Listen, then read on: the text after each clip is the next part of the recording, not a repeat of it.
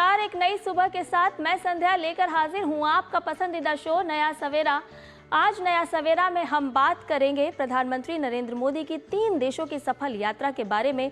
साथ ही अपने रिपोर्टर से जानेंगे कि भारत और क्रोएशिया के बीच जिन विषयों पर सहमति बनी है उसके भविष्य में दूरगामी सकारात्मक परिणाम किस तरह से देखने को मिलेंगे। बात होगी ईरान और इजराइल के मध्य चल रहे संघर्ष की भी और जानेंगे भारत के ऑपरेशन सिंधु के बारे में भी। ये भी बात होगी अपने रिपोर्टर से और जानने का प्रयास करेंगे कि आखिर ईरान के रवैये में क्यों है सख्ती। बात होगी देश के अलग अलग राज्यों के मौसम की भी और भी बहुत कुछ रहेगा खास। लेकिन शुरुआत टॉप हेडलाइंस के साथ। प्रधानमंत्री नरेंद्र मोदी 3 देशों की सफल यात्रा के बाद स्वदेश के लिए रवाना। अंतिम चरण में क्रोएशिया की यात्रा को पीएम ने बताया ऐतिहासिक, कहा मित्रता और व्यापक सहयोग का नया अध्याय शुरू।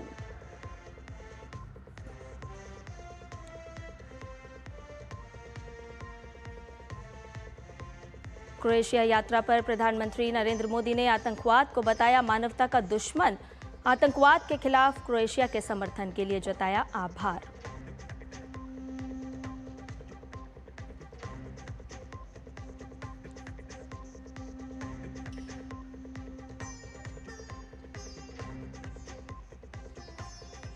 ईरान इजराइल के बीच 7वें दिन भी मिसाइलों से हमले जारी। ईरान से अपने नागरिकों को सुरक्षित निकालने के लिए भारत की ओर से ऑपरेशन सिंधु जारी।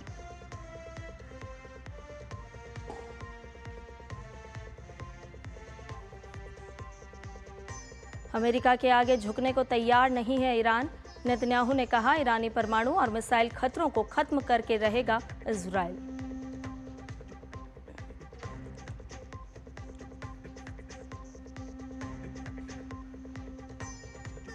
और गुजरात, केरल, पश्चिम बंगाल और पंजाब की 5 विधानसभा सीट पर आज उपचुनाव। 23 जून को आएंगे नतीजे। राज्यसभा की 8 सीट के लिए भी आज वोटिंग।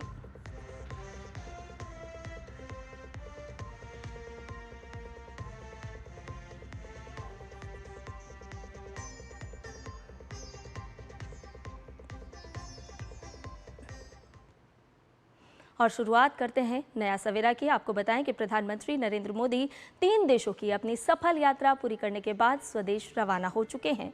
पीएम मोदी ने अपनी विदेश यात्रा के अंतिम चरण में क्रोएशिया का दौरा किया, जहां दोनों देश के प्रधानमंत्रियों की मौजूदगी में भारत और क्रोएशिया के बीच कृषि, विज्ञान, प्रौद्योगिकी और सांस्कृतिक आदान प्रदान जैसे 4 दस्तावेजों पर हस्ताक्षर हुए। प्रधानमंत्री अपनी इस ऐतिहासिक यात्रा के दौरान गर्मजोशी से किए गए स्वागत के लिए क्रोएशिया की जनता और सरकार के प्रति आभार व्यक्त किया है। उन्होंने अपने सोशल मीडिया प्लेटफॉर्म एक्स पर कहा कि क्रोएशिया की जनता और सरकार के प्रति आभार, जिन्होंने इस यात्रा के दौरान गर्मजोशी से स्वागत किया। ये वास्तव में एक ऐतिहासिक यात्रा रही। ये यात्रा हमारी मित्रता और व्यापक सहयोग की साझा यात्रा में एक नया अध्याय शुरू करती है।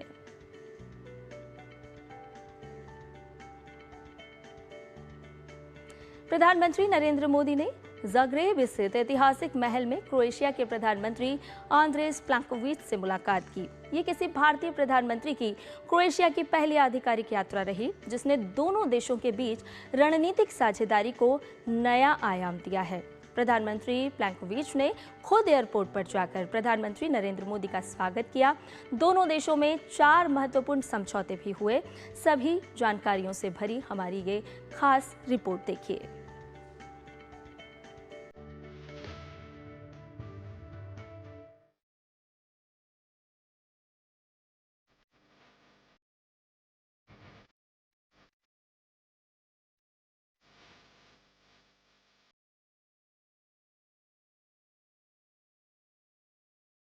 क्रोएशिया में ये पहला मौका था जब भारत के प्रधानमंत्री ने इस यूरोपीय देश की यात्रा की।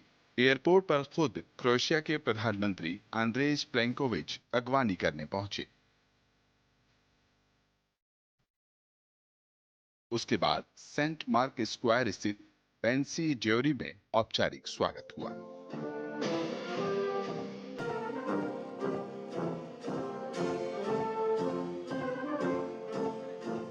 जागरेब की इस ऐतिहासिक और मनमोहक धरती पर जिस उत्साह, आत्मीयता और स्नेह से मेरा स्वागत हुआ है, उसके लिए मैं प्रधानमंत्री जी और क्रोएशिया सरकार का हार्दिक आभार व्यक्त करता हूं।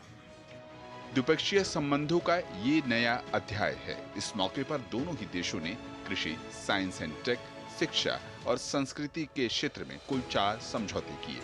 वहीं सेमीकंडक्टर, स्पेस, मोबिलिटी सहित कई ऐसे क्षेत्रों में सहयोग की संभावना भी जताई। हमने द्विपक्षीय व्यापार को बढ़ाने और विश्वसनीय सप्लाई चेन तैयार करने के लिए कई क्षेत्रों में सहयोग बढ़ाने का निर्णय लिया है। हम pharma, agriculture, information technology, clean technology, digital technology, renewable energy, semiconductor, ऐसे कई महत्वपूर्ण विषयों में सहयोग को बढ़ावा देंगे। शिप बिल्डिंग और साइबर सिक्योरिटी में सहयोग बढ़ाया जाएगा। हमने अपने एकेडमिक इंस्टीट्यूशंस और सेंटर्स के बीच जॉइंट रिसर्च और कोलैबोरेशन पर बल दिया है। भारत अपने स्पेस अनुभव को क्रोएशिया के साथ साझा करेगा। क्रोएशिया के प्रधानमंत्री ने दोनों देशों के आपसी संबंधों को सांस्कृतिक और ऐतिहासिक रूप से मजबूत बताया। उन्होंने यूरोपीय यूनियन के साथ भारत के मुक्त व्यापार समझौते का पूर्ण समर्थन जताया और आतंकवाद के जंग में भारत का साथ देने की बात कही। Expressed sorrow for the terrorist attack that happened in India, after which India had to react. And we also said that the global situation in terms of security is very volatile.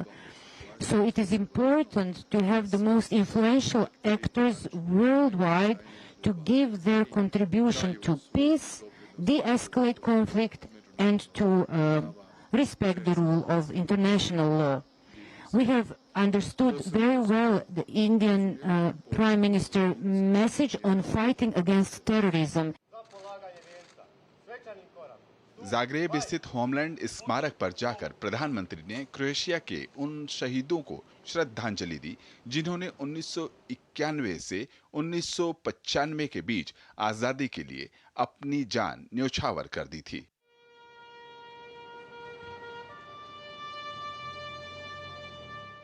प्रधानमंत्री ने Zagreb के सांस्कृतिक, ऐतिहासिक और व्यावसायिक केंद्र city centre का भी दौरा किया। प्रधानमंत्री ने कहा कि ये शहर की संस्कृति को समझने का बेहतर अवसर रहा। आपके शहर की संस्कृति, जीवन शैली और यहाँ के लोगों की गर्मजोशी का सुंदर अनुभव हुआ।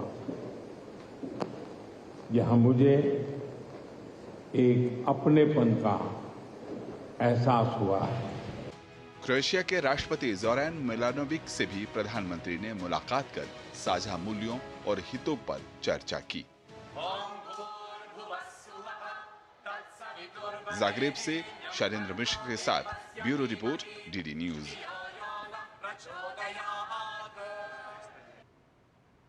और प्रधानमंत्री नरेंद्र मोदी ने अंतर्राष्ट्रीय योग दिवस के अवसर पर क्रोएशिया में योग प्रेमियों को शुभकामनाएं दी और दोनों देशों की सभ्यता साझेदारी को भी सराहा।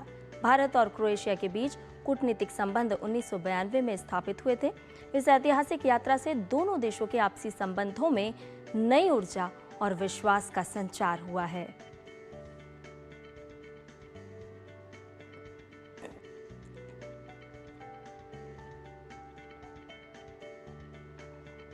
और ज्यादा जानकारी के साथ हमारे संवाददाता शैलेंद्र मिश्र क्रोएशिया के जागरेब से हमारे साथ जुड़ गए हैं और भी ताज़ा अपडेट लेते हैं। शैलेंद्र, प्रधानमंत्री नरेंद्र मोदी की क्रोएशिया यात्रा, दोनों देशों के संबंधों की अगर बात करें तो मित्रतापूर्वक अब दोनों ही देश संग संग आगे बढ़ेंगे।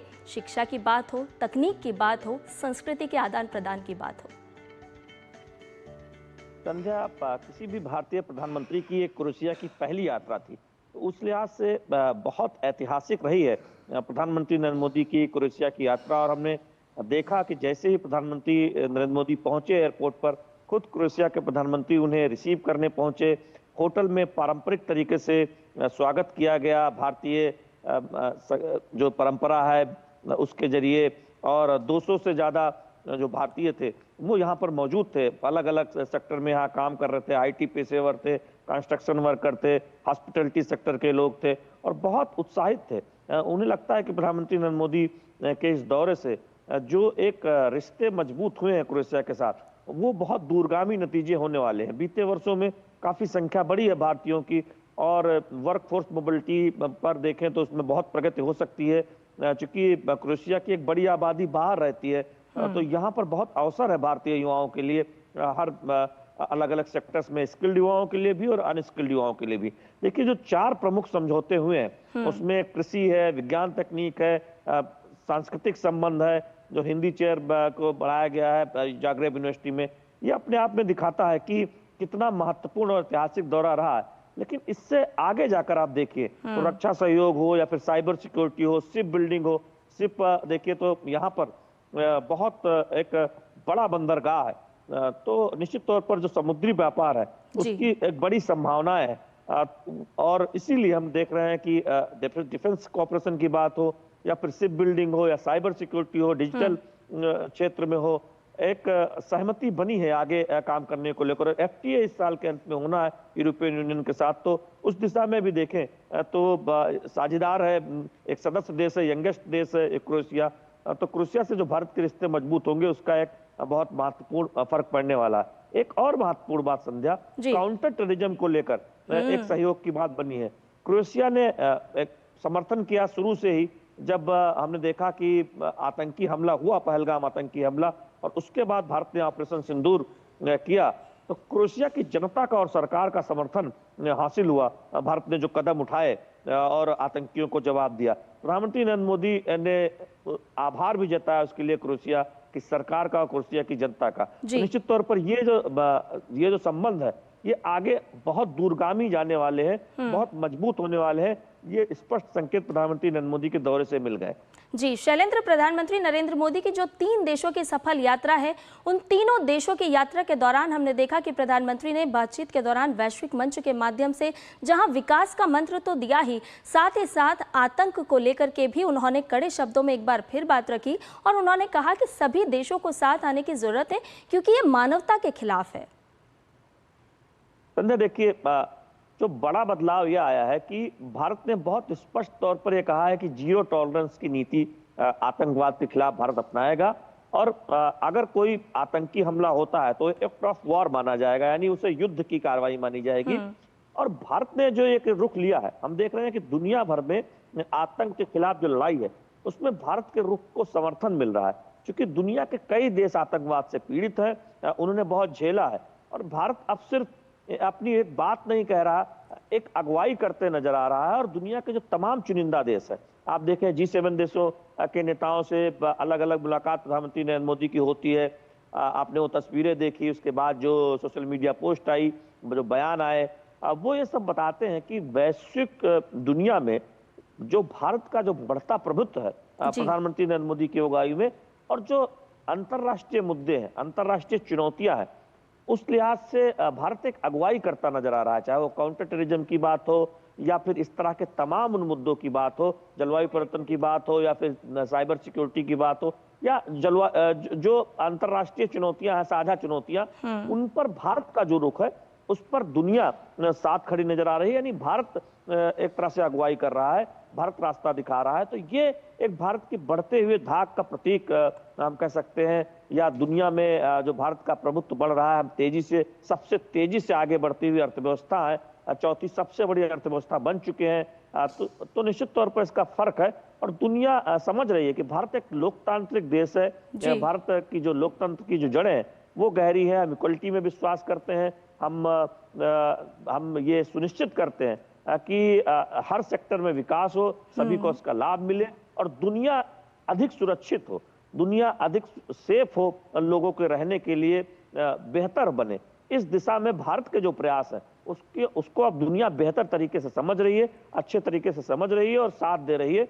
इसीलिए अब कहा जा रहा है कि ग्लोबल स्तर पर भारत अगुवाई कर रहा है। तो हमने देखा कि आप देखें साइप्रस और क्रोएशिया जैसे देश जो बहुत चर्चा में नहीं रहते थे, अब भारत की जो रणनीति है, यूरोप के जो बड़े देशों के अलावा जो छोटे छोटे देश हैं उनके साथ भी रिश्ते मजबूत किए जाए, जो स्ट्रेटेजिक इंपॉर्टेंट वाले देश हैं। तो ये भारत के रणनीतिक विस्तार को भी दिखाता है कि सिर्फ हम बड़े बड़े देशों पर फोकस नहीं कर रहे हैं, हम छोटे लेकिन महत्वपूर्ण देशों पर भी फोकस कर रहे हैं, उनसे भी अपनी साझेदारी मजबूत कर रहे हैं। वहां भी हमारे प्रधानमंत्री नरेंद्र मोदी यात्रा कर रहे हैं, दौरे कर रहे हैं, और वहां जो रिस्पांस मिल रहा है, जनता का जो रिस्पांस मिल रहा है, देखिए मैंने यहाँ पर सिर्फ भारतीयों से बात नहीं की, तमाम जो क्रोएशिया के लोग यहाँ पर रहते हैं वो बहुत आशान्वित है कि भारत उनके लिए अवसरों की भूमि है। दोनों देशों को इस साझेदारी से बहुत फायदा हो सकता है। काउंटर टेररिज्म को लेकर भारत की जो सोच है वो दुनिया के लिए एक तरह से दुनिया उस पर आगे अगर बढ़े तो आतंकवाद की चुनौतियों से निपटा जा सकता है। जलवायु परिवर्तन पर भारत जिस तरह से उन चुनौतियों से निपटने पर काम कर रहा है, सोलर में हमने देखा है कि जो हमने अप्रत्याशित प्रगति की है, रिन्यूएबल एनर्जी में दुनिया अब उस तरफ आगे बढ़े तो इससे बहुत फायदा हो सकता है। तो भारत अंतर्राष्ट्रीय स्तर पर जो चुनौतियां हैं उनमें जो भारत का रुख है उसका समर्थन मिल रहा है वैश्विक स्तर पर, यह बड़ी बात है। और प्रधानमंत्री नरेंद्र मोदी की विदेश यात्राओं से ये बात और स्पष्ट तौर पर रेखांकित होती है। आप G7 की बात करें, आप कनाडा में जब भी हुआ G7 हुआ, या फिर उससे पहले साइप्रस गए थे प्रधानमंत्री नरेंद्र मोदी, तो इन 3 देशों की अगर यात्रा के जो महत्वपूर्ण बिंदु है उसमें भारत के रुख को वैश्विक समर्थन और मजबूत होता हुआ दिखाई दे रहा है। और जो क्रोएशिया जैसे देश हैं जो भारत के करीब आना चाहते हैं, भारत के साथ अपने रिश्तों को और मजबूत करना चाहते हैं, उनके लिए एक ऐतिहासिक शुरुआत है, क्योंकि पहली बार कोई प्रधानमंत्री, भारतीय प्रधानमंत्री क्रोएशिया के दौरे पर आया है। बिल्कुल शैलेंद्र, भले ही जनसंख्या के लिहाज से क्रोएशिया जैसा देश छोटा हो, लेकिन वो अंतर्राष्ट्रीय पटल पर कई मायने रखता है क्रोएशिया जैसा देश। और भारत और क्रोएशिया के बीच जिस तरह से हम प्रगाढ़ होते रिश्ते देख रहे हैं, तो कहीं ना कहीं भारत जिस तरह से एक बहुत बड़ा लोकतांत्रिक देश है, वहीं एक सबसे बड़े बाजार के रूप में भी अन्य देशों को अपनी ओर आकर्षित कर रहा है। साथ ही साथ भारत की अगर हम नीतियों की बात करते हैं तो वो नीतियां भी ऐसी हैं कि अन्य देशों को वो अपनी ओर प्रभावित कर रहा है। और इनमें से क्रोएशिया देश भी एक ऐसा देश है जहां रणनीतिक लिहाज से अगर हम समझें तो कहीं ना कहीं बहुत ही महत्वपूर्ण साझेदारी नजर आती है। देखिए, भारत 1 अरब 40 करोड़ लोगों की आबादी वाला देश है, और बड़ी संख्या में हम देख रहे हैं कि लोग प्रगति की ओर रास्ते आगे बढ़ रहे हैं। 27 करोड़ लोगों को हमने गरीबी से बाहर निकाला है, और जो बहुत बड़ा बाजार है, दुनिया का एक बहुत बड़ा बाजार हो भारत में है, तो निश्चित तौर पर दुनिया भर की कंपनियों के लिए एक आकर्षण का केंद्र है। हमारा जो निवेश है, विदेशी निवेश, वो देखें कि लगातार बढ़ा है, दुनिया की तमाम बड़ी कंपनियों की मौजूदगी है। अब टेक्नोलॉजी में हम देख रहे हैं कि हमारी साझेदारी बढ़ रही है। विज्ञान और तकनीक में हमने एक समझौता किया है। जिस तरह से प्रधानमंत्री नरेंद्र मोदी की अगुवाई में स्टार्टअप इकोसिस्टम भारत ने क्रिएट किया है, जिस तरह से डिफेंस में हम आगे बढ़े हैं, जिस तरह से स्पेस में हम आगे बढ़े हैं, जिसका जिक्र भी कल किया गया कि स्पेस के अनुभव को भारत साझा करेगा क्रोएशिया के साथ। तो स्पेस सेक्टर में हो या फिर अन्य तकनीक सेक्टर में हो, विज्ञान तकनीक क्षेत्र में हो, वहां पर भारत ने जो उपलब्धि हासिल की है, भारत ने जो प्रगति हासिल की है, अब वो दुनिया के साथ मिलकर, अलग अलग देशों के साथ मिलकर उस प्रगति को और आगे ले जाना चाहता है, जिससे कि एक विन विन सिचुएशन हो दोनों देशों के लिए। तो तमाम देशों ने इसमें रुचि दिखाई है। दूसरी बात यह है कि हम उन देशों के साथ साझेदारी को और मजबूत करना चाहते हैं जो तकनीक में कुछ मामलों में हमसे आगे है, या फिर उनके पास कुछ अलग अलग तकनीक है, उनके साथ मिलकर हम काम कर सकते हैं। आप देखिए, डिफेंस में कोऑपरेशन की बात हुई है, शिप बिल्डिंग में सहयोग की बात हुई है क्रोएशिया के साथ। तो ये सब वही सेक्टर है जहां पर भारत को लगता है कि इनमें सहयोग करके आगे बढ़ा जा सकता है, और इसमें प्रगति के रास्ते और खुल सकते हैं। इसीलिए कहा गया है कि प्रधानमंत्री नरेंद्र मोदी के ये दौरा एक नई ऐतिहासिक शुरुआत है। व्यापार हमारा वर्षों दशकों पहले से होता रहा। जब क्रोएशिया के पहले एक तरह से जब 1991 में क्रोएशिया को आजादी मिली, जन्म हुआ, उससे पहले से भी देखें तो, लेकिन बाद में उसमें गिरावट आई थी। और अब बीते 2-3 वर्षों में हम देख रहे हैं कि प्रगति हो रही है। हालांकि अभी बहुत ज्यादा व्यापार नहीं है, बहुत बड़ा देश भी नहीं है, लेकिन इसमें संभावनाएं बहुत हैं। दोनों देशों के लिए व्यापार की संभावना है, वर्कफोर्स मोबिलिटी की बहुत संभावना है। क्रोएशिया को बहुत जरूरत है स्किल्ड और अनस्किल्ड वर्कफोर्स की। भारत में प्रचुर मात्रा में IT पेशेवर है, कंस्ट्रक्शन वर्कर है, अनस्किल्ड लेबर है। तो बहुत बड़ी संभावना उनके लिए है और हम देख रहे हैं कि कुछ वर्षों से ये ट्रेंड दिख भी रहा है कि बड़ी संख्या में भारतीय यहाँ आ रहे हैं। जी तो बिल्कुल शैलेंद्र, प्रधानमंत्री नरेंद्र मोदी की जो ये क्रोएशिया यात्रा है वो बहुत मायनों में ऐतिहासिक होने के साथ साथ एक नया अध्याय लिखती हुई भी नजर आ रही है और आज की नींव पर हम जल्द ही देखेंगे कि भविष्य की एक सकारात्मक इमारत हमारे सामने होगी। बहुत बहुत शुक्रिया शैलेंद्र तमाम जानकारी हमसे साझा करने के लिए। और नया सवेरा में फिलहाल रुक रहे एक छोटे से ब्रेक के लिए जल्द हाजिर होंगे।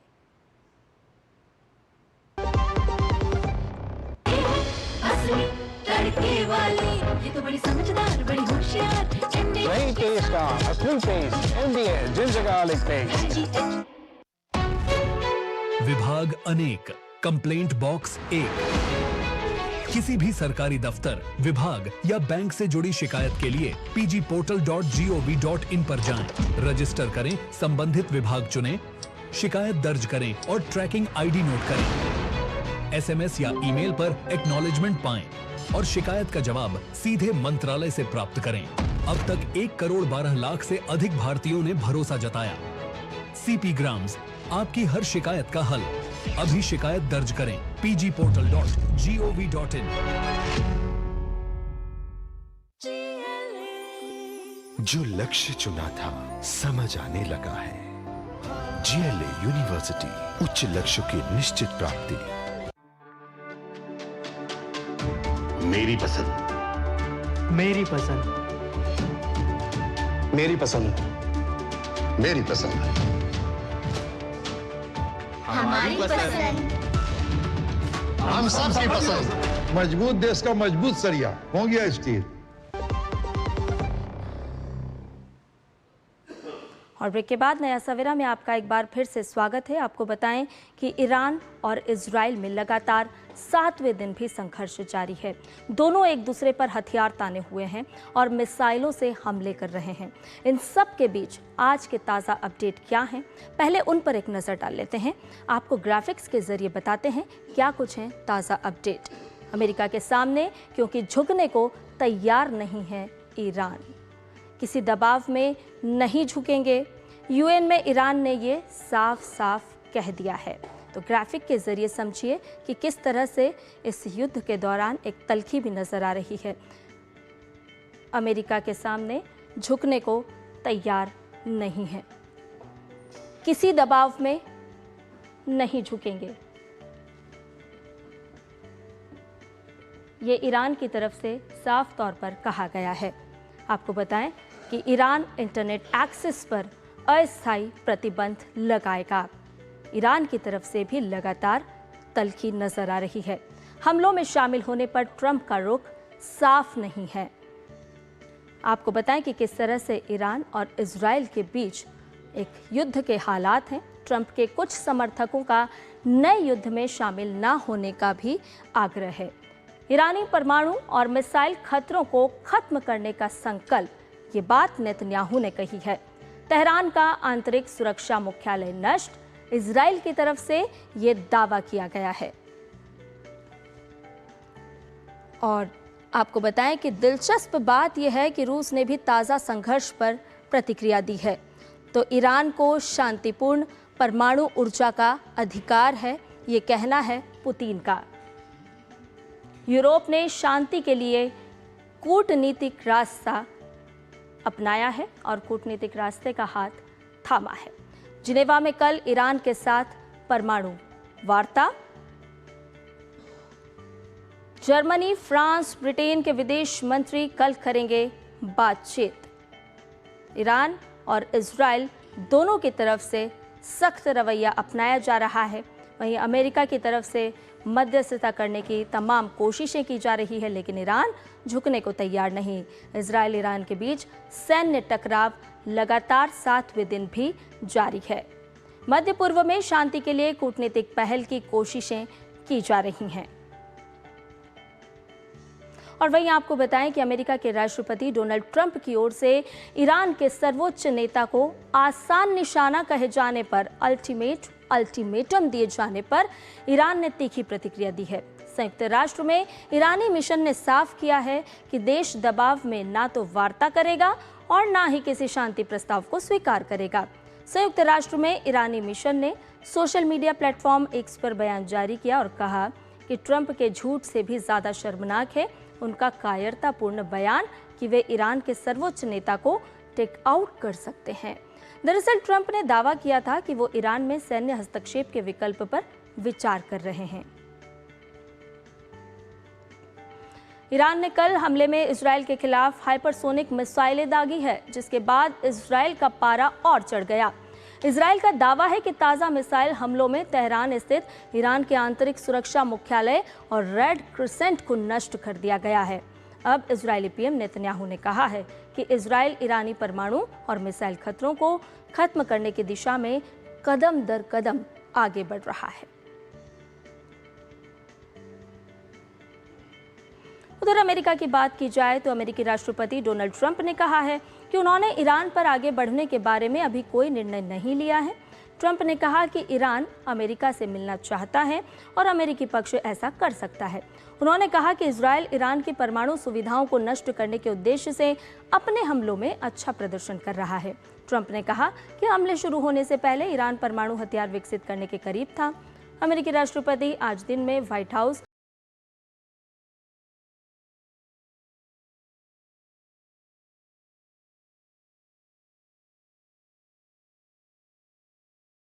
है कि ईरान को शांतिपूर्ण परमाणु ऊर्जा का अधिकार है। उन्होंने ये भी कहा कि बूशर संयंत्र में रूस के विशेषज्ञ मौजूद हैं। रूसी राष्ट्रपति ने कहा है कि वो इजरायल और अमेरिका द्वारा ईरान के सर्वोच्च नेता अयातुल्लाह अली खामेनेई की संभावित हत्या पर चर्चा नहीं करना चाहते हैं। आपको बता दें कि इजरायल के प्रधानमंत्री बेंजामिन नेतन्याहू ने खुले तौर पर अनुमान लगाया है कि इजरायल के सैन्य हमलों में परिणाम स्वरूप ईरान में सत्ता परिवर्तन हो सकता है, जबकि अमेरिकी राष्ट्रपति डोनाल्ड ट्रंप ने मंगलवार को कहा कि अमेरिका जानता है कि खामेनेई कहां छिपे हैं, लेकिन वॉशिंगटन उन्हें फिलहाल मारने नहीं जा रहा। वहीं ईरान के परमाणु कार्यक्रम को लेकर बढ़ते तनाव के बीच जर्मनी, फ्रांस और ब्रिटेन के विदेश मंत्री कल जिनेवा में ईरान के विदेश मंत्री के साथ ईरान के परमाणु कार्यक्रम पर बातचीत करेंगे। जर्मन राजनयिक सूत्रों के अनुसार बैठक से पहले यूरोपीय देशों के मंत्री यूरोपीय संघ की प्रमुख राजनयिक काजा कैलास से जर्मनी के स्थायी मिशन में मुलाकात करेंगे। फिर सभी मिलकर ईरान के विदेश मंत्री से संयुक्त बातचीत करेंगे। बता दें कि यूरोपीय देश और ईरान के बीच ये पहल ऐसे समय पर हो रही है जब इजरायल और ईरान के बीच पिछले सप्ताह से गंभीर सैन्य टकराव जारी है। इजरायल ने ईरान पर बड़े पैमाने पर हमले किए, जिसके जवाब में ईरान ने भी मिसाइलें दागी। ये बैठक मध्य पूर्व में शांति और स्थिरता की उम्मीद जगाने वाली एक बड़ी कूटनीतिक पहल मानी जा रही है। वहीं इस वार्ता को लेकर जर्मन सूत्रों ने बताया कि इन वार्ताओं का उद्देश्य ईरान को ये सुनिश्चित करने के लिए राजी करना है कि उसका परमाणु कार्यक्रम केवल शांतिपूर्ण नागरिक उद्देश्यों के लिए ही उपयोग में लाया जाए। वार्ता के बाद विशेषज्ञ स्तर पर भी आगे बातचीत की योजना है।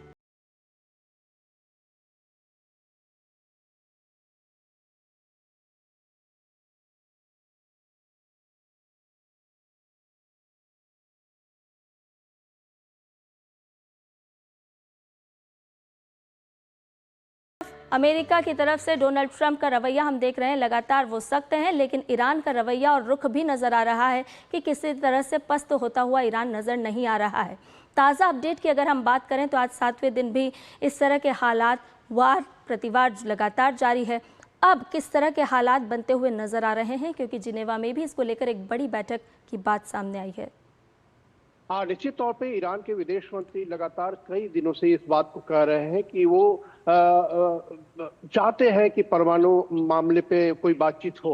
निश्चित तौर पे जब पिछले रविवार को बातचीत होनी थी अमेरिका के साथ उनकी अमेरिका और ईरान के प्रतिनिधियों के बीच, तो उससे बाहर आ गया था ईरान। ईरान ने मना कर दिया था कि अब जब युद्ध की शुरुआत कर दी है इजराइल ने, तो अब बातचीत का कोई मतलब नहीं है।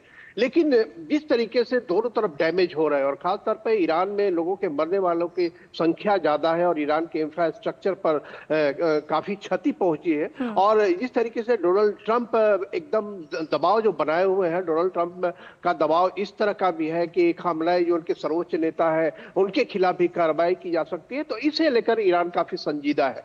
और ईरान के राष्ट्रपति पेजेश्कियन ने भी पिछले दिनों कहा था कि हमारा कार्यक्रम कभी भी परमाणु हथियार बनाने बनाने का नहीं था। लेकिन आईएई की रिपोर्ट से जो अगर कुछ भ्रम पैदा हुआ है तो उस पर बात की जा सकती है। तो निश्चित तौर पे लगता है कि चीजें जो है ईरान की तरफ से अब बातचीत की ओर बढ़ रही है, जो कि रविवार को ईरान नहीं किया था। तो अब यह कह सकते हैं कि अमेरिकी राष्ट्रपति डोनाल्ड ट्रंप अब किस स्थिति की ओर ले जाएंगे ईरान इजराइल मसले को, इस बात को देखना काफी जरूरी है। क्योंकि उन्होंने जो संकेत दिए हैं वो संकेत काफी ईरान के मामले में काफी खतरनाक संकेत है और काफी दबाव बनाने वाले हैं। हालांकि उन्होंने कल भी कहा है कि कर भी सकते हैं और नहीं भी कर सकते हैं। मतलब वो एक ऐसी स्थिति में रखना चाहते हैं ईरान को कि ईरान बहुत ही रक्षात्मक स्थिति में रहे और जो भारत के साथ जो इजराइल के साथ उनके जो टकराव चल रहे हैं उस टकराव में ईरान पीछे हटने के लिए कोई संकेत दे। अब देखना होगा कि इजराइल के जो प्रधानमंत्री हैं बेंजामिन नेतन्याहू इस मसले को किस तरीके से लेते हैं। बेंजामिन नेतन्याहू ने अभी तक अपने रुख जो है काफी कड़े कर रखे हैं, लेकिन निश्चित तौर पे अंतर्राष्ट्रीय दबाव बेंजामिन नेतन्याहू पर भी पड़ रहा है। लेकिन किस तरीके से परमाणु हथियार बनाने का जो कार्यक्रम है ईरान का, इस पर किस तरीके से ईरान राजी होगा, किस तरीके से वो संकेत देता है इस दावे के बीच में कि उन्हें शांतिपूर्ण परमाणु कार्यक्रम जारी रखने का अधिकार है। तो इस पूरी बातचीत को लेकर इसी है कि आईएई के क्या फॉर्मूला है, आईएई किस तरीके के फॉर्मूले के साथ आता है। लेकिन इतनी बात तय है कि ईरान की तरफ से अगर कोई संकेत दिया जा रहा है और खास करके जो जिनेवा में बात होनी है तो जिनेवा में बातचीत से कुछ रास्ते खुलेंगे, जिससे कि जो अमेरिका के राष्ट्रपति हैं डोनाल्ड ट्रंप, उन पे भी एक तरीके का उनको भी एक फीडबैक मिलेगा कि ईरान चाहता क्या है। अब सबकी निगाहें उसी पर टिकी हुई है। अखिलेश, लेकिन हम देख रहे हैं कि ट्रंप लगातार सुलह करवाने के लिए तैयार हैं, मध्यस्थता चाह रहे हैं, लेकिन ईरान की अगर हम बात करें तो साफ तौर पर जब अमेरिका की तरफ से कहा गया था कि बगैर किसी शर्त के आप आत्मसमर्पण कर दीजिए, तो ईरान ने यह भी कहा है कि इजराइल की निंदा अंतर्राष्ट्रीय स्तर पर हो तो ही हम बातचीत करने के लिए तैयार हैं, तो ही हम बातचीत या चर्चा के लिए कदम आगे बढ़ाएंगे। इसको हम किस तरह से देखते हैं, क्योंकि ईरान का रवैया भी लगातार सख्त है। हाँ, निश्चित तौर पे जब संघर्ष में कोई दो देश रहते हैं तो रवैया तब तक सख्त रखा जाता है जब तक कोई बातचीत का फॉर्मूला नहीं नजर आ जाता है। तो ईरान की भी यही रणनीति रही है। ईरान भी एक मजबूत देश है मध्य पूर्व का, और ईरान के बारे में भी कहा जाता है कि ईरान कुछ मामलों में काफी सख्त रवैया रखता है। और इसीलिए आप देख रहे हैं कि पिछले 1979 के बाद लगातार ईरान में जो सत्ता परिवर्तन हुआ, जो इस्लामिक रिवॉल्यूशन हुआ, उसके बाद उसने कई ऐसे कदम उठाए हैं जिससे कि कई कह सकते हैं कि अंतर्राष्ट्रीय समुदाय के साथ उनका टकराव भी बढ़ा है। तो अब ईरान के सामने ये स्थिति है कि वो अपने पूरे रुख में परिवर्तन लाने का उनके पास अवसर है, और उनके पास ये अवसर है कि जो अंतर्राष्ट्रीय जगत है और खास करके जो ऐसे देश हैं जिन्होंने उन पर प्रतिबंध लगा रखा है, उनके साथ कोई बातचीत का दरवाजा खोले।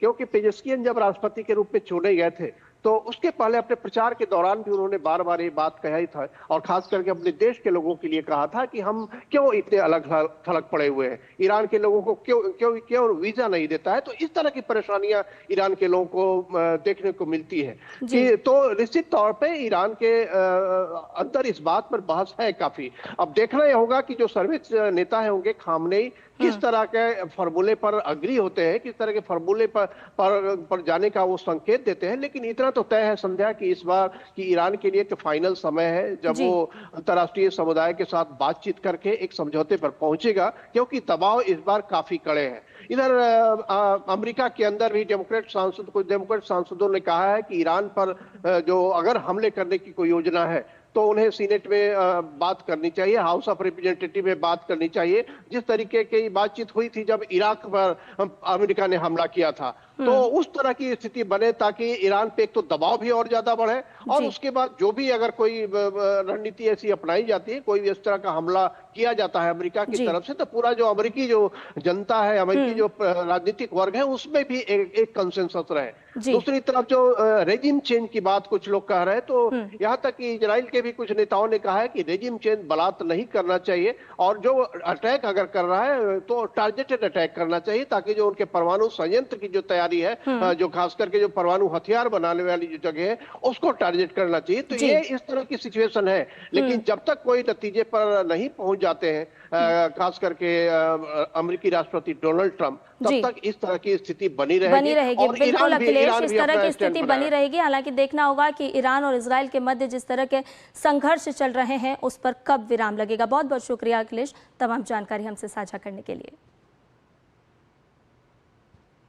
और आपको बताएं कि ईरान और इजराइल के बीच चल रहे संघर्ष के कारण पैदा हुए संकट की स्थिति को देखते हुए भारत सरकार ईरान में रहने वाले भारतीय नागरिकों की सुरक्षा के लिए ऑपरेशन सिंधु चला रही है।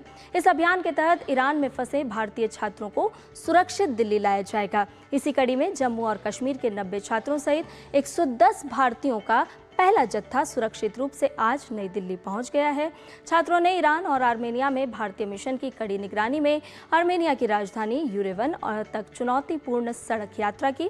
फिर 18 जून को इंडिगो की फ्लाइट 6E9487 में सवार हुए। और इसके अलावा विदेश मंत्रालय ने भी दिल्ली में एक 24/7 कंट्रोल रूम स्थापित किया है। तेहरान स्थित भारतीय दूतावास ने आपातकालीन हेल्पलाइन के जरिए ईरान में रह रहे भारतीयों से संपर्क बनाए रखने की भी अपील की है। और राज्यसभा की 8 सीटों के लिए आज वोटिंग होगी। इन 8 सीटों में असम से 2 और तमिलनाडु से 6 सीटें शामिल हैं। असम की 2 सीटों से बीजेपी के राज्यसभा सांसद बीरेंद्र प्रसाद वैश्य और मिशन रंजन दास का कार्यकाल 14 जून को समाप्त हो चुका है। इसी तरह तमिलनाडु से राज्यसभा सदस्य Anbumani Ramadoss, N Chandrasekaran, M Shanmugam, P Wilson, M Mohammed Abdullah और वाइको समेत तमिलनाडु से राज्यसभा के 6 सदस्यों का कार्यकाल 24 जुलाई को पूरा हो रहा है। मतदान के बाद वोटों की गिनती भी आज शाम होगी। 23 जून से पहले ये चुनाव प्रक्रिया पूरी कर ली जाएगी।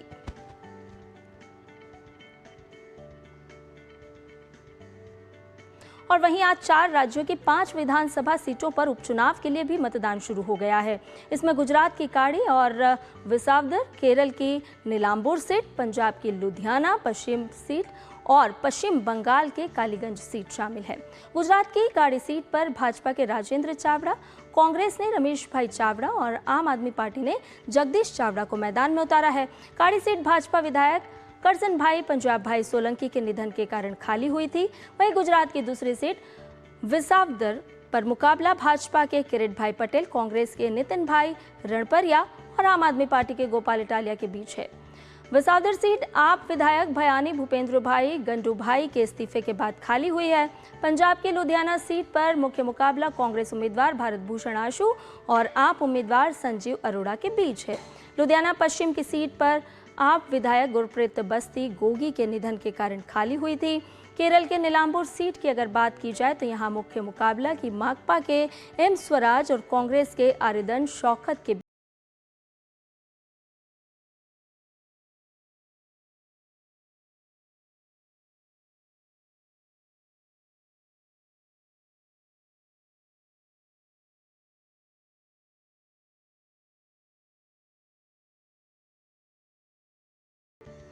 और महाराष्ट्र के पुणे में कल भीषण सड़क हादसे में 9 लोगों की मौत हो गई।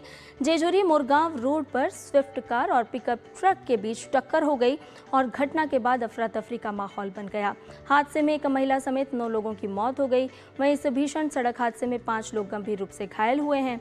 हादसे के बाद घायलों का इलाज के लिए भेजा गया और मृतकों के शव को पोस्टमार्टम के लिए भेजा गया। पुलिस मामले की जाँच कर रही है। रुक करते हैं उत्तर प्रदेश का। उत्तर प्रदेश के संभल से समाजवादी पार्टी के सांसद जियाउर रहमान बर्क के दीपा सराय स्थित आवास में हुए निर्माण मामले में आज सुनवाई होगी। इससे पहले हुई सुनवाई में सांसद के अधिवक्ता ने शमन शुल्क जमा कराने की बात एसडीएम से की थी, लेकिन उन्होंने इस पर अगली सुनवाई पर निर्णय लेने के लिए कहा था।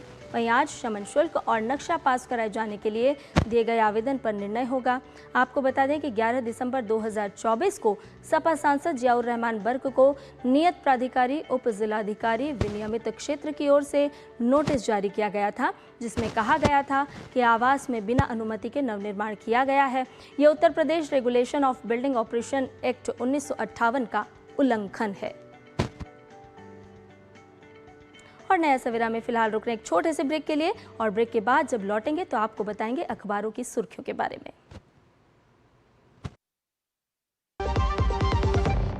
सस्ते वाले दाल मसाले स्वाद हुआ बेकार। MDH की हल्दी मिर्ची धनिया करे कमाल। ये रंग दे, ये खुशबू दे, ये तीखा, ये कम पड़े। क्या निराला MDH masala. This is no ordinary sky. This is where legends are born. Squad 1, clear to space transition. Roger. Re-engaging heat. In the vast expanse above, the Indian Air Force reigns. Unseen, unstoppable, unmatched. Join the Indian Air Force to be a cut above.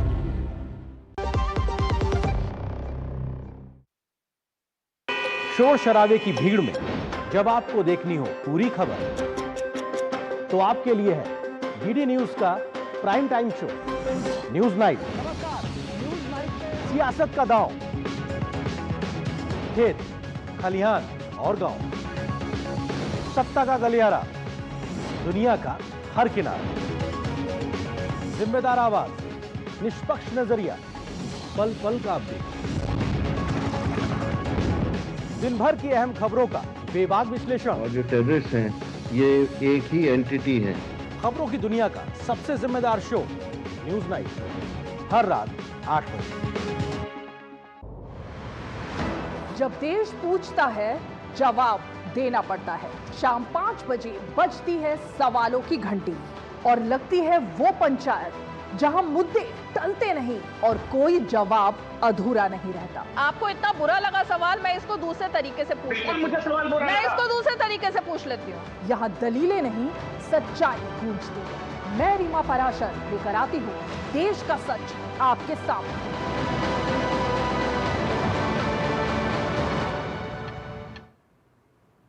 और break के बाद नया सवेरा में आपका एक बार फिर से स्वागत है और आइए अब जान लेते हैं अखबारों की सुर्खियों के बारे में।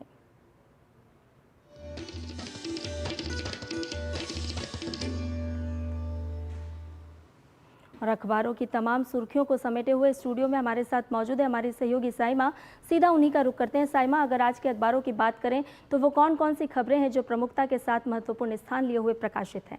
गुड मॉर्निंग संध्या, और हम अपने सभी दर्शकों को सुप्रभात कहते हैं। तो दिल्ली से प्रकाशित होने वाले जितने भी अखबार हैं उनकी अगर सुर्खी की बात करें तो अमेरिका के राष्ट्रपति ट्रंप के साथ जो प्रधानमंत्री की 35 मिनट तक बातचीत हुई है उसी को तकरीबन सभी अखबारों ने सुर्खी बनाया है। यहाँ हमने ली है दैनिक जागरण की सुर्खी, जहाँ प्रधानमंत्री नरेंद्र मोदी ने भारत पाकिस्तान के बीच संघर्ष विराम के लिए बार बार मध्यस्थता का दावा कर रहे अमेरिकी राष्ट्रपति डोनाल्ड ट्रंप को दो टूक कह दिया है कि भारत ने ऑपरेशन सिंदूर के दौरान पाकिस्तान के अनुरोध पर सैन्य कार्रवाई रोकी थी और न कि अमेरिका की मध्यस्थता या व्यापार समझौते की पेशकश के कारण। तो ये साफ तौर पर प्रधानमंत्री ने जो बात कही है उसी को तमाम अखबारात ने सुर्खी बनाया है। आगे जान लेते हैं दूसरी सुर्खी हमारी मध्य वर्ग से जुड़ी हुई है, उनके फ़ायदे की खबर है। ट्रांसटोल को लेकर है, जहां मध्य वर्ग को एक बड़ी राहत देते हुए केंद्र सरकार ने 15 अगस्त से राष्ट्रीय राजमार्गों पर 3,000 रुपये में फास्टैग आधारित सालाना टोल पास जारी करने की घोषणा की है। आपको बता दें कि 3,000 रुपये का ये पूरे साल का टोल पास बनेगा और इससे बहुत फ़ायदा होने वाला है। 200 ट्रिप होंगी। इसमें आप इस तरह से समझ सकते हैं कि अगर आप एक बार टोल पास करते थे तो आपके 50 रुपये लगते थे, लेकिन अब अगर आप टोल पास करेंगे तो आपके 15 रुपये लगेंगे। तो इस तरह से 3,000 रुपये का पूरे साल का टोल पास अब बनेगा और ये 15 अगस्त से लागू होगा। आगे जान लेते हैं निर्वाचन आयोग के तरफ से खुलासा हुआ है, जहां आपको बता दें कि पिछले 20 सालों में देश के राष्ट्रीय दलों को 10,700 करोड़ रुपए से अधिक का चंदा अज्ञात स्रोतों से मिला है और राजनीतिक दलों का ये चंदा किसने दिया है इसके बारे में निर्वाचन आयोग के पास कोई भी जानकारी नहीं है। आगे बढ़ते हैं। ये एक आईआईटी बॉम्बे और पुणे के कॉलेज ऑफ मिलिट्री इंजीनियरिंग के शोधकर्ताओं ने एक ऐसा मॉड्यूलर बंकर विकसित किया है जहां पर लोग बॉक्स की तरह से इसको जोड़ा जा सकता है। ये बंकर इतने मजबूत है कि तोपखाने और मिसाइल हमलों को आसानी से झेल सकते हैं।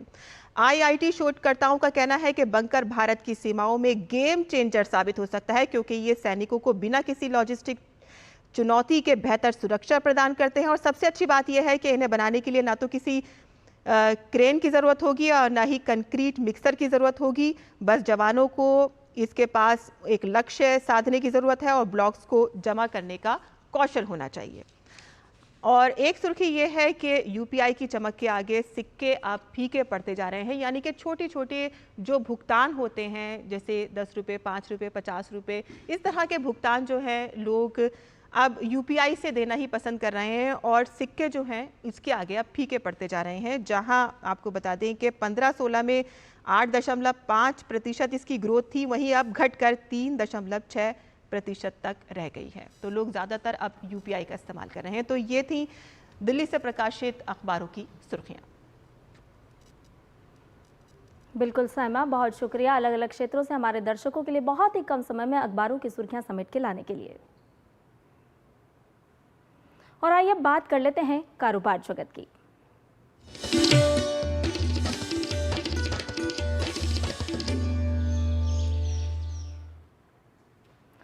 तो केंद्र सरकार ने खाद्य तेलों पर आयात शुल्क में कटौती की है। केंद्र सरकार द्वारा खाद्य तेलों पर हाल ही में आयात शुल्क में की गई कटौती का लाभ उपभोक्ताओं तक पहुंचाने के लिए केंद्र सरकार के खाद्य एवं सार्वजनिक वितरण विभाग ने देश भर में प्रमुख खाद्य तेल शोधन और प्रसंस्करण सुविधाओं का व्यापक निरीक्षण किया है। इस साल 15 अगस्त से 3,000 रुपये की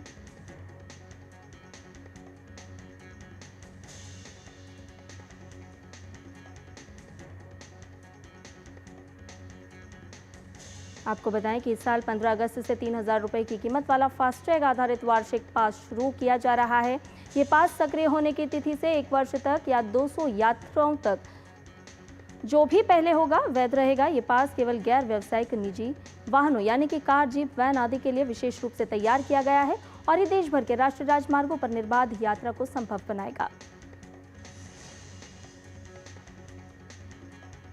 ट्रांसजेंडर्स को रोजगार सहायता उपलब्ध कराने के लिए ट्रांस एम्प्लॉयमेंट मेल के 3रा संस्करण का आयोजन नई दिल्ली में किया गया। मेले में job interview, sensitization workshop, networking सत्र, पैनल चर्चा की गई। कार्यक्रम में सामाजिक न्याय और अधिकारिता मंत्री डॉक्टर वीरेंद्र कुमार सहित देश भर से आए बड़ी संख्या में ट्रांसजेंडर और उनके लिए काम करने वाली संस्थाओं के प्रतिनिधि शामिल हुए। कार्यक्रम में शामिल ट्रांसजेंडर्स ने उद्यमशीलता को लेकर अपने अनुभव भी साझा किए।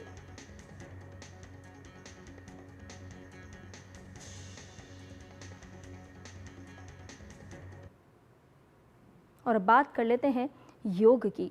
जी हां, योग महाकुंभ के दूसरे दिन आज नई दिल्ली में लोगों ने योगाभ्यास किया।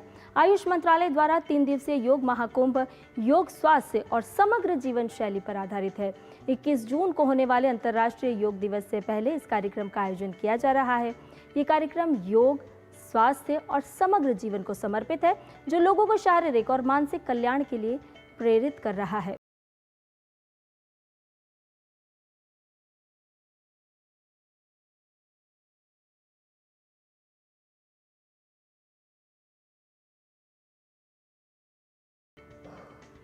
उत्तराखंड के मुख्यमंत्री पुष्कर सिंह धामी ने 21 जून को अंतर्राष्ट्रीय योग दिवस से पहले आज देहरादून में योगाभ्यास किया। देहरादून में मुख्यमंत्री धामी ने मुख्यमंत्री निवास में अपने परिवार के सदस्यों और अन्य लोगों के साथ योगाभ्यास किया। उन्होंने कहा कि प्रधानमंत्री नरेंद्र मोदी के नेतृत्व में आज योग पूरे विश्व का योग बन गया है और साथ ही कहा कि स्वस्थ जीवन शैली के लिए योग बहुत बड़ा आधार है। इसी कड़ी में लखनऊ में अंतर्राष्ट्रीय योग दिवस से पहले लोगों ने योगाभ्यास किया। साथ ही लोगों ने कहा कि योग स्वस्थ जीवन के लिए बहुत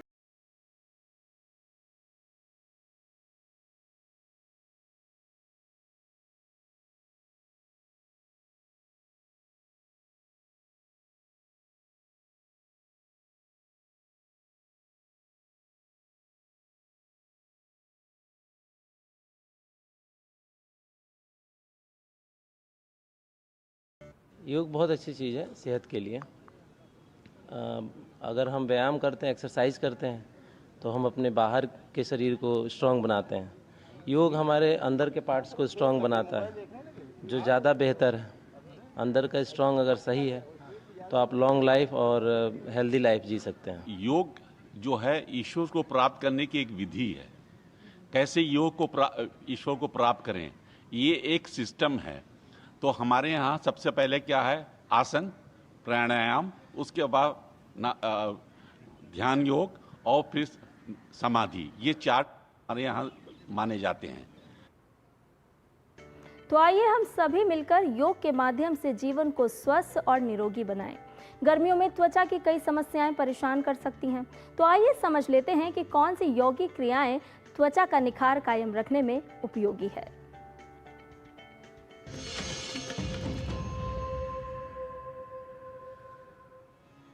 नमस्ते, मैं हूं आचार्य प्रतिष्ठा। गर्मियां अपने साथ साथ बहुत सारी समस्याएं लाती हैं। हर मौसम की कुछ पॉजिटिव्स हैं, कुछ नेगेटिव्स हैं। गर्मियों में विशेष रूप से त्वचा से जुड़ी हुई समस्याएं हो जाती हैं। हमारे स्किन पर पिंपल्स, एक्ने, जिनको पिगमेंटेशन है वो बढ़ जाता है, स्वेटिंग बहुत ज़्यादा होती है, घमौरियाँ हो जाती हैं, मुहासे हो जाते हैं।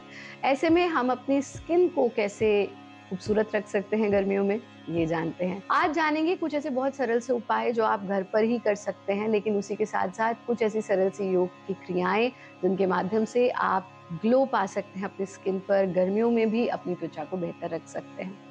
क्या अभ्यास में लेना है वो है षडमुखी मुद्रा। इसको कुछ टेक्स्ट में योनि मुद्रा भी कहा गया है। सबसे पहला काम आपको करना है जीभ का पाइप बनाकर उस पाइप से सांस को अंदर खींचना और सांस को गालों में भर लेना, गालों को फुला लेना।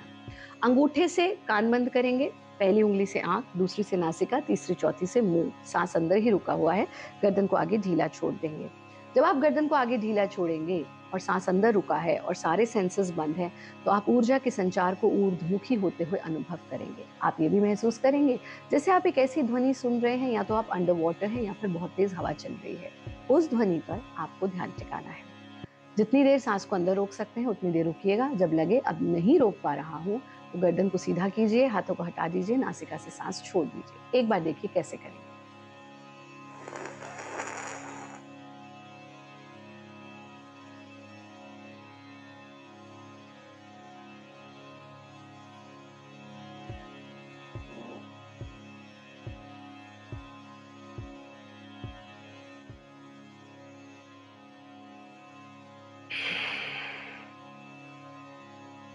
पूरा सांस छोड़ दिया है।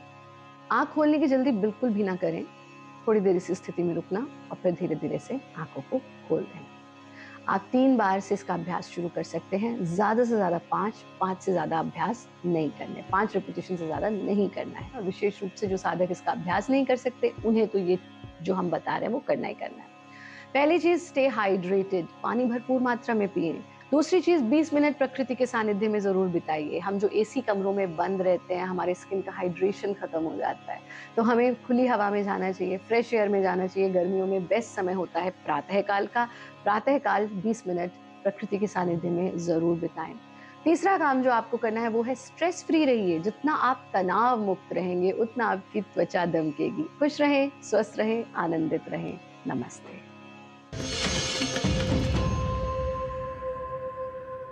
तो योग करें और निरोगी रहें। फिलहाल नया सवेरा में रुक रहे एक छोटे से ब्रेक के लिए, जल्द हाजिर होंगे।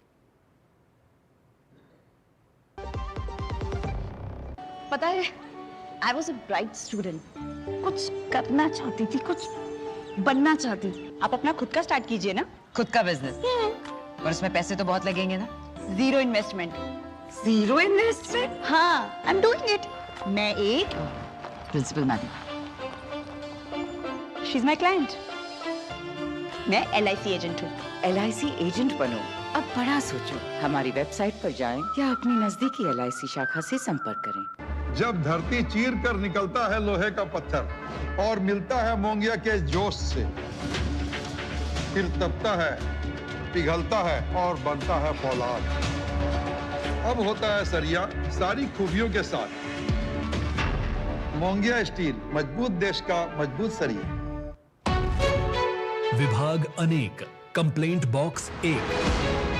किसी भी सरकारी दफ्तर, विभाग या बैंक से जुड़ी शिकायत के लिए pgportal.gov.in पर जाएं, रजिस्टर करें, संबंधित विभाग चुनें, शिकायत दर्ज करें और ट्रैकिंग ID नोट करें। SMS या ईमेल पर एक्नॉलेजमेंट पाएं और शिकायत का जवाब सीधे मंत्रालय से प्राप्त करें। अब तक 1 करोड़ 12 लाख से अधिक भारतीयों ने भरोसा जताया।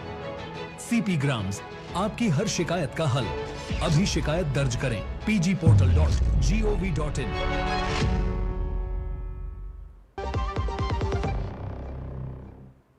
ब्रेक के बाद नया सवेरा में आपका एक बार फिर से स्वागत है।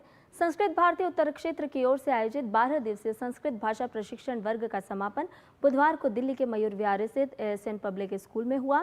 7 से 18 जून तक चले इस वर्ग में जम्मू कश्मीर, हिमाचल प्रदेश, हरियाणा, पंजाब और दिल्ली से 157 शिक्षार्थियों ने सहभागिता की।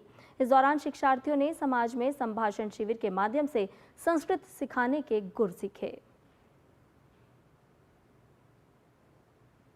संस्कृत केवल एक भाषा नहीं, भारतीय ज्ञान, विज्ञान, साहित्य, परंपरा, संस्कृति की मूल धारा है, उसकी संवाहक है। संस्कृत देव भाषा है, यानी देवताओं की भाषा है। और आप सब देवी देवता हैं क्योंकि आप संस्कृत में बातें करते हैं, आप संस्कृत में वार्तालाप करते हैं। हमारे वेद, हमारे उपनिषद, रामायण, महाभारत, योग सूत्र, नाट्य शास्त्र, चरक, संहिता, अर्थशास्त्र, इन सभी महान ग्रंथों में जो ज्ञान निहित है वह आज भी प्रासंगिक है। इस कार्यक्रम की अध्यक्षता संस्कृत भारती के क्षेत्र अध्यक्ष ने की और सारस्वत अतिथि के रूप में ASN पब्लिक स्कूल के प्रबंध निदेशक मौजूद रहे। वहीं इस अवसर पर संस्कृत भारती के अखिल भारतीय प्रशिक्षण प्रमुख मुख्य वक्ता के रूप में मौजूद रहे।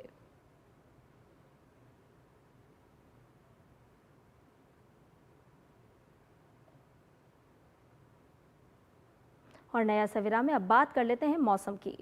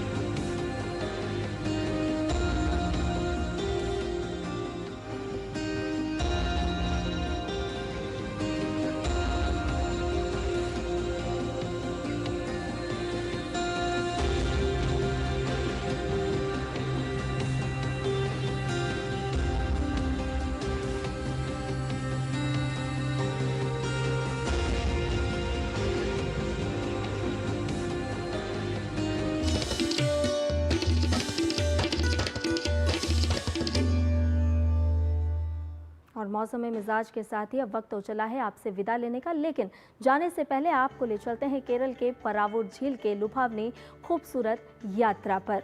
तो आप लीजिए इस मनमोहक यात्रा का आनंद और मुझे और मेरी पूरी टीम को दीजिए इजाजत। नमस्कार।